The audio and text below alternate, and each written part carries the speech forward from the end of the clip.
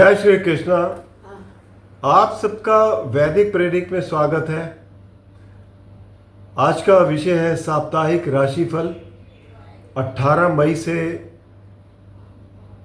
24 मई तक, और सभी 12 राशियों के बारे में बात करेंगे इस सप्ताह। सबसे पहले तो पहले दिन ही जो परिवर्तन हो रहा है वो है राहु का, जो एकादश भाव में आ रहे हैं, और एक जो पिशाच योग था शनि के साथ वो समाप्त हो रहा है। दूसरा, चंद्र का गोचर जो है वो शुरू हो रहा है आपके मकर राशि से, और बाकी ग्रह एज इट इज़ रहेंगे। तो बुध ग्रह, जैसे मैंने बताया, ये 22 तारीख को राशि परिवर्तन करके इसमें वृषभ राशि में आएंगे। तो 12 राशियों के बारे में बात करेंगे। इससे पहले कि मैं शुरू करूं, आपसे रिक्वेस्ट करता हूं, जिन्होंने खासकर नए ज्वाइन किया है, सब्सक्राइब नहीं किया है, तो कृपया सब्सक्राइब करके बेल आइकन ज़रूर दबा दें ताकि आने वाली वीडियो की नोटिफिकेशन मिल जाए। अगर आपको वीडियो पसंद आए तो आप इसे लाइक करें, शेयर करें, ताकि दूसरे भी इसका लाभ उठा सकें, क्योंकि आपके सहयोग से ही हमें थोड़ा प्रोत्साहन मिलता है। और कोई भी कमेंट देना चाहें, कोई सुझाव देना चाहें तो ज़रूर लिख दीजिए, आपको ज़रूर इसका उत्तर भी मिलेगा।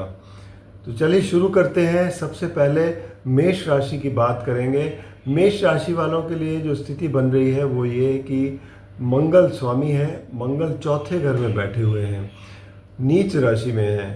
तो मंगल चौथे घर में, क्योंकि सुख स्थान है, सुख स्थान में मंगल एक क्रूर ग्रह हैं, अग्नि तत्व के हैं। यहाँ आपके लिए परेशानी थोड़ी सी बनी हुई है। एक तो स्वास्थ्य का आपको ध्यान रखना है, दूसरा काम जो आप करना चाहते हैं, जिस तरीके से करना चाहते हैं वैसा हो नहीं पा रहा, जिससे आपको बहुत बड़ी परेशानी होती है, आपका क्रोध आता है, तो उससे बचने की कोशिश करनी है। अपना समन्वय बनाए रखें, अपने दिमाग को ठंडा रखें, तो आप सोच समझकर अगर कुछ भी कदम उठाएंगे तो आपके लिए परिस्थितियां थोड़ी नॉर्मल हो जाती हैं। आपकी राशि के ऊपर बुध बैठे हुए हैं, बुध वैसे बली है यहाँ पर बैठकर, और आपको यहाँ एक इंटेलिजेंट मूव करने के लिए प्रेरित करते हैं। बुध 22 तारीख तक है, उसके बाद ये दूसरे घर में चले जाएंगे। तो ओवरऑल स्थिति अगर देखा जाए तो चंद्र का गोचर 10वें घर से शुरू हो रहा है। 10वें और 11वें घर में पहले 4 दिन बहुत अच्छी स्थिति रहेगी, उसके बाद ये 12वें घर में आएंगे तो वहाँ थोड़ा मानसिक तनाव बढ़ सकता है 2 दिन के लिए। फिर अंत में ये फिर से आपकी राशि पे आ जाएंगे, मेष राशि में।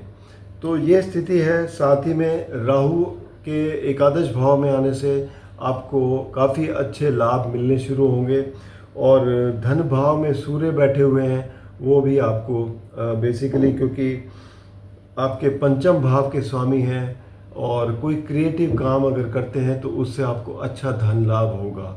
तो ये स्थिति बनी हुई है। और बाकी जहाँ तक शुक्र और शनि 12वें घर में बैठे हैं, तो परिवार में अगर आपको कोई भी परेशानी है तो उसमें आप खुलकर बात करें। कोई भी दिक्कत हो तो आप आपस में उसको दूर करने की दूर करने की कोशिश करें, ताकि विवाद बढ़े नहीं, और आप जो है अपने परिवार में समय को एक अच्छी तरीके से बिता सकें, ये ताकि आपके लिए जो है परिस्थितियां नॉर्मल बनी रहें। बस इतना सा ख्याल रखना है। वैसे हनुमान चालीसा ज़रूर पढ़ते रहें दिन में 2 बार, ये आपके लिए बहुत ही अच्छा उपाय रहेगा। अब बात करेंगे वृषभ राशि की। वृषभ राशि के स्वामी शुक्र हैं। शुक्र और शनि दूसरे 11वें घर में बैठे हैं, लाभ स्थान में बैठे हैं, ऊंच की राशि में हैं, और आपको बहुत ही महत्वाकांक्षी बनाते हैं। और मोस्टली देखा गया है कि रिलेशनशिप में जब भी शुक्र ऊंच के होते हैं तो आपको रिलेशनशिप में प्रॉब्लम्स आती हैं। तो इस चीज़ का ज़रूर ध्यान रखें, अपने रिलेशनशिप के ऊपर एक ज़रूर नज़र रखें। बाकी कुछ नई चीज़ें करने को आपको अवसर मिलेगा, उसमें आप कुछ अच्छा कर पाएंगे, क्योंकि शनिदेव साथ में हैं, लाभ भी दिलवाएंगे, क्योंकि कार्य क्षेत्र के स्वामी होते हुए मूल त्रिकोण राशि इनकी काल उसमें पड़ती है 10वें घर में, और लाभ स्थान में बैठे हैं तो कार्य क्षेत्र में स्थिति भी अच्छी रहेगी, उससे आपको लाभ भी अच्छा मिलता हुआ नजर आएगा। राहु बैठे हुए हैं आपके 10वें घर में, तो आप बड़ी चतुराई से अपने काम को करते हुए आगे बढ़ेंगे। और चंद्र का गोचर नवम भाव से शुरू हो रहा है, तो चंद्र का गोचर क्योंकि आपके लिए तीसरे घर के स्वामी हैं और नवम, दशम और एकादश भाव में आपके लिए चंद्र का गोचर काफ़ी अच्छा रहेगा। आखिरी दिन में ये जब मेष राशि में आएंगे तब थोड़ी परेशानी हो सकती है, थोड़ा मानसिक तनाव हो सकता है। बाकी मंगल बैठे हैं तीसरे घर में, और तीसरे घर में मंगल जब बैठते हैं तो आपको अपने भाई बहनों के साथ संबंध अच्छे रखने हैं। जो आपके साथ काम करते हैं उनके साथ भी संबंध ठीक ठाक रखें, ताकि आपको अपने काम में कोई दिक्कत नहीं आए। छोटी मोटी यात्राएं हैं उस पर भी थोड़ा ध्यान दें कि कहीं कोई रुकावटें ना हो, इस बात का ज़रूर ध्यान रखें। और साथ ही में सूर्य बैठे हैं आपकी राशि पर। सूर्य एक किस्म से दिग्बली होते हैं, पहले घर में आपका मान सम्मान बढ़ाते हैं समाज में, तो ये एक अच्छी सिचुएशन है। और कार्यक्षेत्र के मालिक होते हुए आपके अंदर विचार आएंगे कि कुछ अपना कर लूँ, तो इस तरीके के परिणाम देखने को मिलते हैं। जहाँ तक सप्तम भाव की बात है पार्टनरशिप के, तो पार्टनरशिप भाव के स्वामी हैं मंगल, जो नीच के बैठे हैं। तो यहाँ पर भी आपको थोड़ा अधिक मेहनत करनी पड़ेगी, समन्वय बना के चलना पड़ेगा, तभी आपकी पार्टनरशिप ठीक चलेगी। चाहे वो पति पत्नी का रिश्ता हो या फिर बाहर के लोगों के साथ कोई भी कॉन्ट्रैक्चुअल एग्रीमेंट्स हो, उन सब में आपको देखना पड़ेगा। ये सब आपके लिए करने की ज़रूरत पड़ेगी। अब बात करेंगे उपाय के तौर पर, अगर देखें तो आप माँ दुर्गा की आराधना करें, इससे आपको अच्छा लाभ होगा। और अब बात करेंगे मिथुन राशि की। मिथुन राशि के स्वामी बुध हैं, और बुध ग्रह जो है वो आपके एकादश भाव में बैठे हैं। एकादश भाव क्या होता है? लाभ स्थान होता है। और आपके राशि के स्वामी अगर आप एकादश भाव में बैठे हैं, तो एक तो मेष राशि है। मेष राशि का मतलब ये होता है कि कुछ नई चीज़ें सोचेंगे, नए एरियाज़ ढूंढेंगे लाभ लेने के, इसका मतलब ये है। तो इसमें आपको प्रोग्रेस दिखेगी।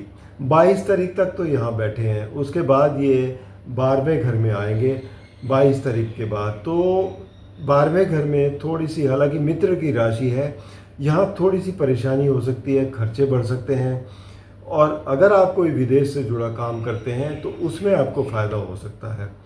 बाकी घर में भी स्थिति अच्छी रहेगी, जो क्योंकि सुख स्थान जो है, और दूसरे घर के मालिक जो हैं वो शुक्र हैं, धन भाव के स्वामी, चंद्र हैं। और चंद्र का गोचर शुरू हो रहा है आपके 8वें घर से। 8वां घर अब क्या है? ये थोड़ा सा परेशानी का है, बनता है, कुछ रुकावटों का घर है। तो यहाँ पर मानसिक तनाव भी देते हैं पैसों को लेकर या कोई भी चीज़ों को लेकर।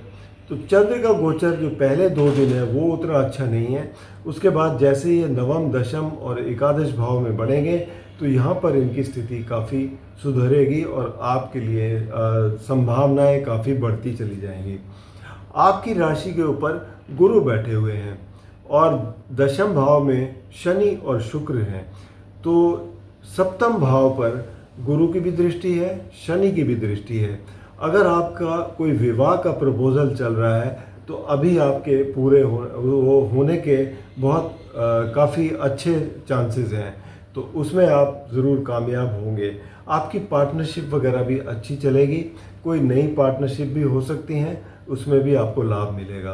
तो ये स्थिति काफ़ी अच्छी है आपकी। तो ओवरऑल देखा जाए तो मिथुन राशि वालों के लिए भी एक बहुत ही अच्छा समय है।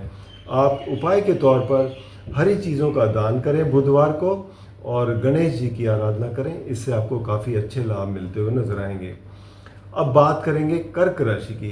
कर्क राशि के स्वामी जो हैं वो हैं चंद्र और सप्तम भाव से अपना गोचर शुरू कर रहे हैं।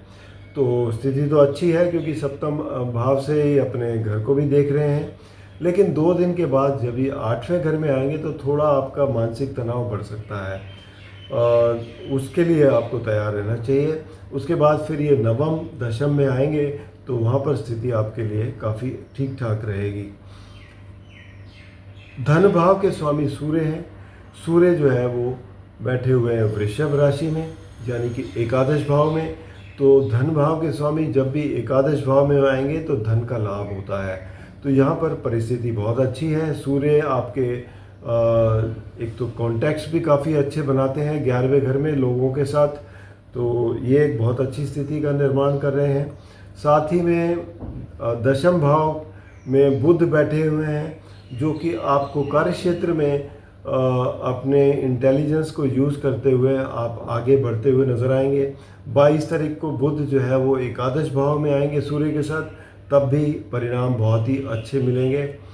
अब बात करेंगे आपके तीसरे घर की, एक और है कि आपकी राशि के ऊपर मंगल बैठे हुए हैं। मंगल आपके योग कारक ग्रह हैं, और मंगल जो है जब नीच के बैठे होते हैं तो ये थोड़ा सा परेशानी लेके आते हैं। तो एक तो हो सकता है कहीं ना कहीं काम में कोई रुकावट आए या कोई भी परेशानी आए तो उसका ज़रूर ध्यान रखें। स्वास्थ्य में कोई गड़बड़ हो तो उसका ध्यान रखें। बाकी तीसरे घर के स्वामी वो है बुध, और 12वें घर के भी बुध की स्थिति खैर अच्छी है। आप अपनी इंटेलिजेंस से, अपनी बुद्धि से आगे बढ़ते हुए नज़र आएंगे। और चौथा घर जो कि है आपके शुक्र की राशि है। शुक्र जो है वो आपके नवम भाव में बैठे हैं ऊंच के होकर, तो ये एक अच्छी स्थिति है। एक बहुत पावरफुल त्रिकोण स्थान है जो आपको काफ़ी अच्छे फ़ायदे देता है। लंबी यात्राओं से भी फ़ायदा होता है, और आपको प्रॉपर्टी वगैरह के मामले में लाभ हो सकता है। और अगर वाहन खरीदना चाहे नया तो वो भी अच्छा समय है, उसके लिए भी आप जा सकते हैं।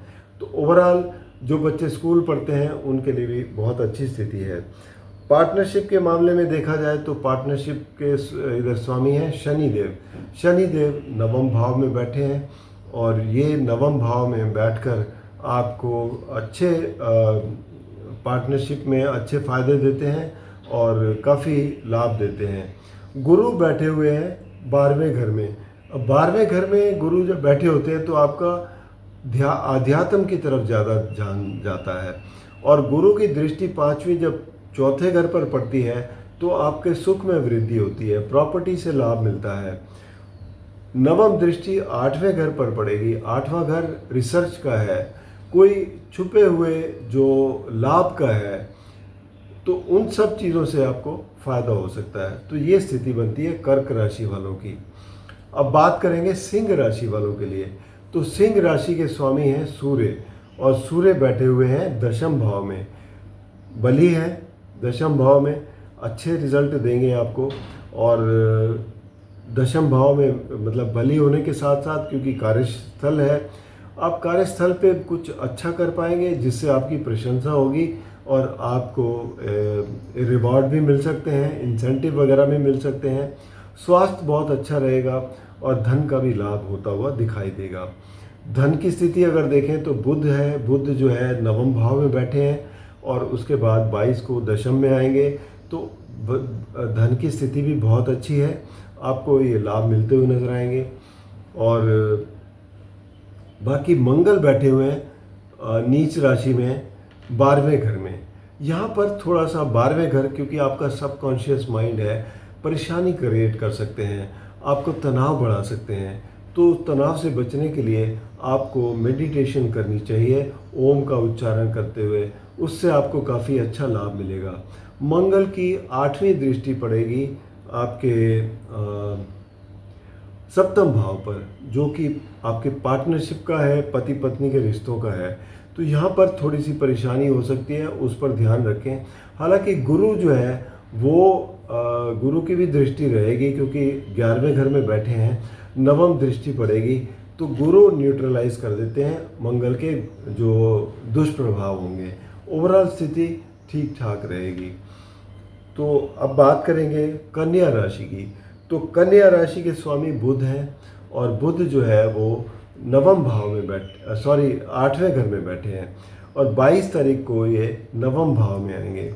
ओवरऑल स्थिति देखा जाए तो बुध की ठीक ठाक है। 8वें घर में थोड़ी बहुत परेशानी दे सकते हैं, लेकिन 22 तारीख को जब ये भाग्य स्थान में आएंगे और वृषभ राशि में आएंगे तो सूर्य के साथ बैठेंगे, यहाँ पर आपको अच्छे लाभ देते हुए दिखाई देंगे। और धन भाव की स्थिति जहाँ तक है तो धन भाव के स्वामी शुक्र हैं। शुक्र सप्तम भाव में बैठे हैं। आपको पार्टनरशिप में अच्छे फ़ायदे मिलेंगे। पति पत्नी के अगर कोई आपकी बिजनेस करते हैं उसमें आपको लाभ मिलता हुआ दिखाई देगा। तो ये स्थिति बनी हुई है आपके लिए। और जहाँ तक सुख, पारिवारिक सुख की बात है तो पारिवारिक सुख के लिए देखें तो गुरु स्वामी हैं। गुरु जो है दशम भाव में बैठे हैं। दशम भाव के गुरु जो है पारिवारिक सुख भी बढ़ा रहे हैं।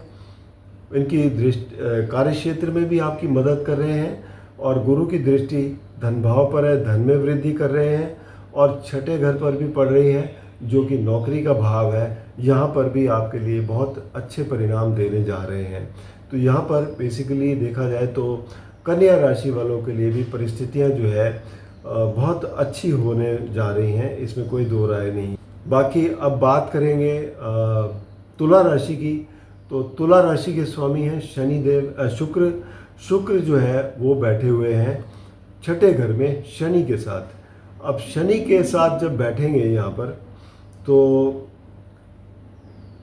छठे घर में शनि बहुत अच्छे रिजल्ट देते हैं क्योंकि शत्रुहंता कहलाते हैं। यहाँ पर शुक्र बैठे हुए हैं राशि स्वामी, वो भी आप ऊंच की राशि में, तो ये भी अच्छा रिजल्ट देते हैं। लेकिन रिलेशनशिप में आपको ज़्यादा ध्यान रखना है क्योंकि वाद विवाद से बचने की ज़रूरत है। और रिलेशनशिप में अपना ध्यान रखें।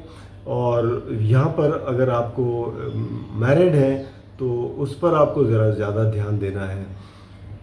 इन चीज़ों का ध्यान देंगे तो कोई दिक्कत नहीं है। बाकी आपके काम नहीं रुकेंगे, काम अच्छे तरीके से चलते रहेंगे।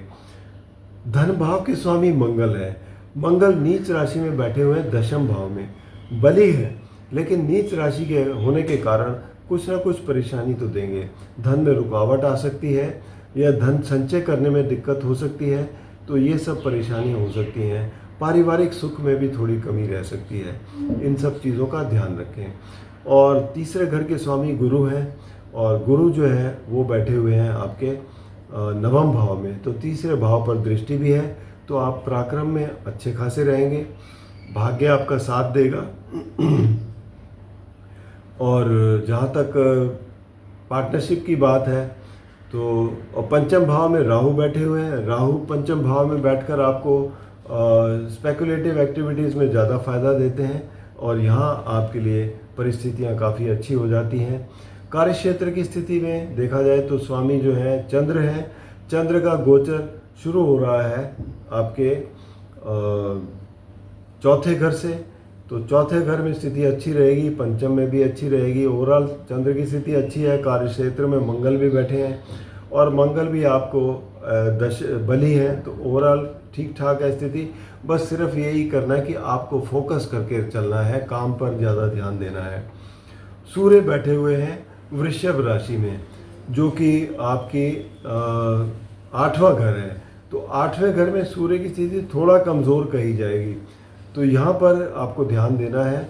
और क्योंकि बुध भी आ जाएंगे 22 तारीख के बाद, तो बुध और सूर्य की युति यहाँ पर आपको थोड़ा सा परेशानी करेगी।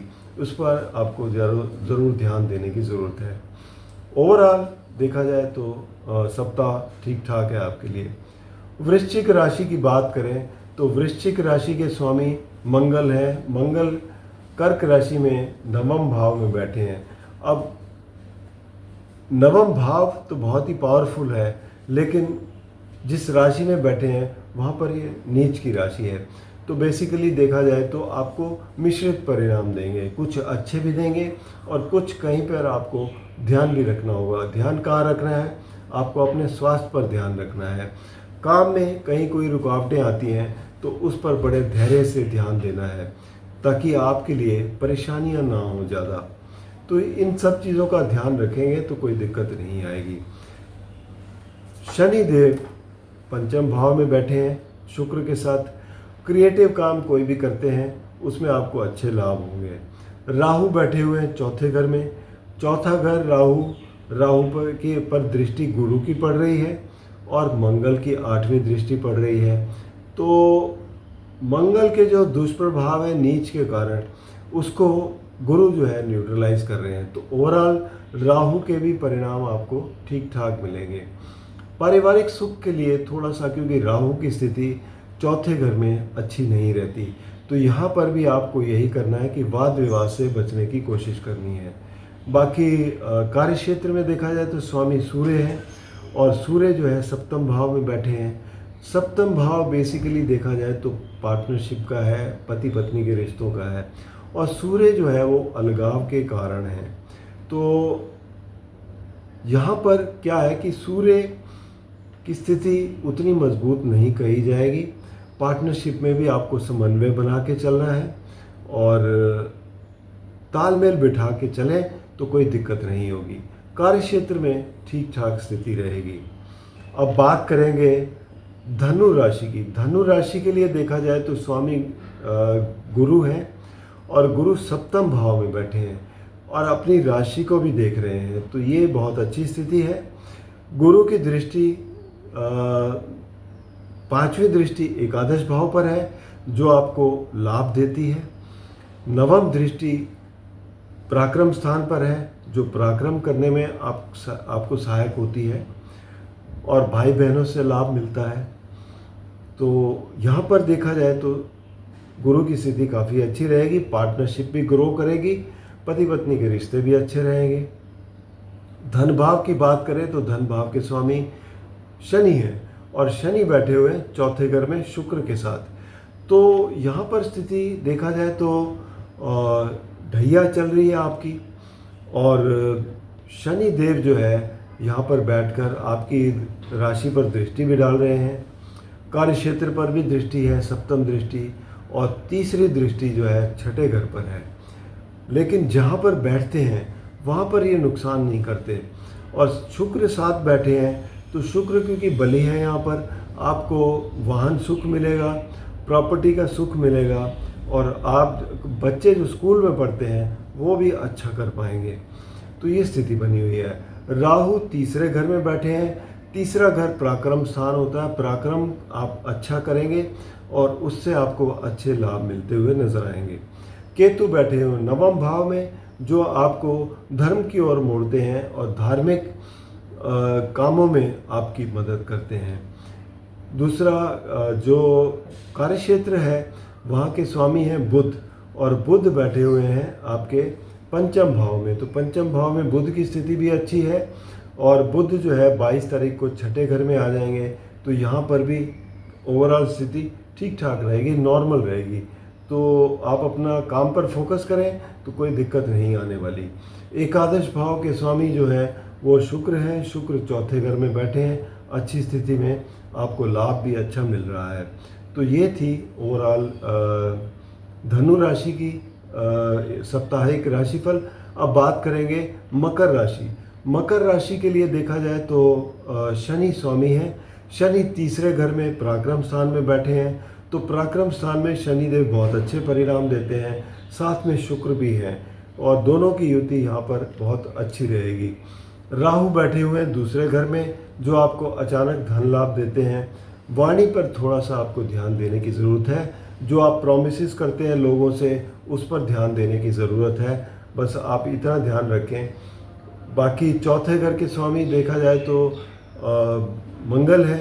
मंगल नीच राशि में बैठे हैं, वो आपके सप्तम भाव में।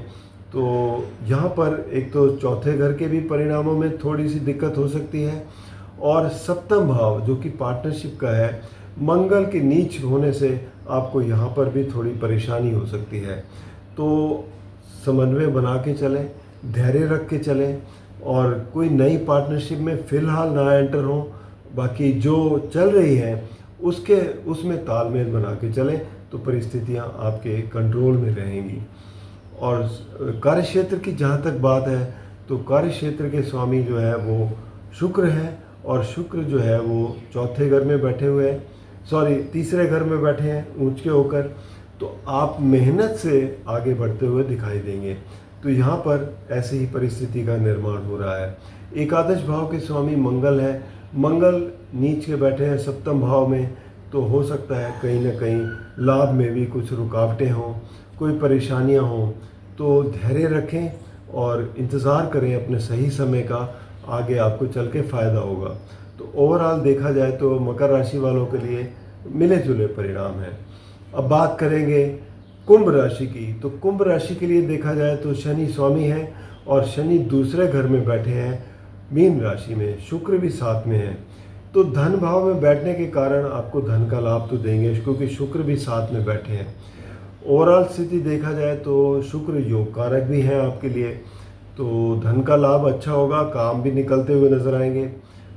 आपकी राशि पर राहु बैठे हैं क्योंकि 18 तारीख को ही आए हैं, तो यहाँ पर आपको महत्वाकांक्षी बनाते हैं, दूसरा जिद्दी भी बनाते हैं। आप जो काम करना चाहते हैं वो करके ही रहना है वो आपको। तो इन चीज़ों पर आपको एक तो थोड़ा सा नियंत्रण करने की ज़रूरत है कि आप अपने महत्वाकांक्षा जो है उसको उतना रखें जितना प्रैक्टिकल हो, जो आप कर सकें। क्योंकि ओवर एम्बिशियस होना भी जो है, ओवर कॉन्फिडेंट होना, वो भी नुकसानदायक होता है। तो इस बात का ज़रूर ध्यान रखें।